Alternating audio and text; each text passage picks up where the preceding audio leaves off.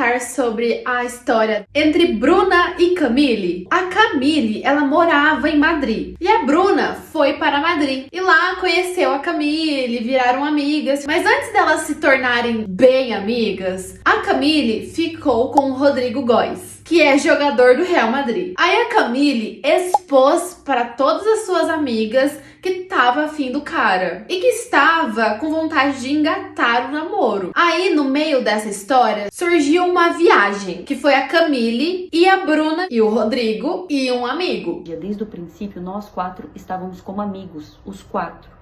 A Camille afirma que nessa viagem a Bruna e o Rodrigo ficaram um pouco mais próximos. A Bruna já fala completamente o contrário, que o cara dormiu com outra menina, que ele tava dando um chega pra lá na Camille. Nesse ponto a gente realmente não sabe quem tá certo nessa história. Cada um fala uma versão. Inclusive a Bruna falou que ficou com um cara nessa viagem. Eu sabia que ela era afim dele.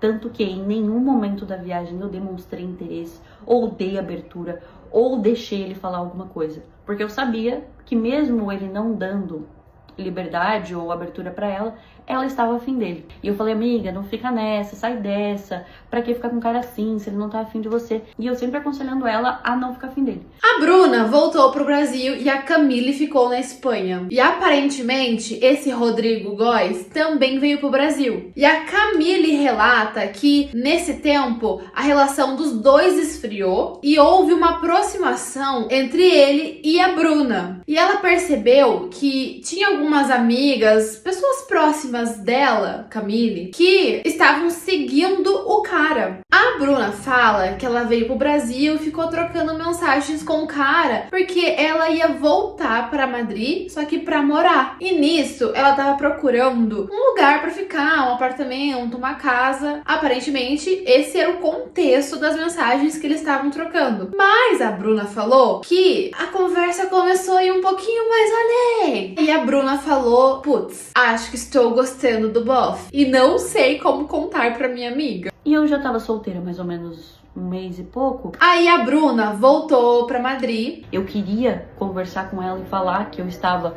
conversando com ele, que eu realmente estava ficando afim dele pra saber se ela ainda sentia alguma coisa. E afinal, passaram-se 3 semanas. A Camille já tava suspeitando de toda a situação. Aí quando a Bruna chegou lá na casa dela, ela falou, já sei de tudo, talarica, fura olho, e brigou com a Bruna, porque assim, ela sabia que ela gostava dele e tava afim dele. E a Bruna foi lá, passou na frente, estava quase desenvolvendo um relacionamento.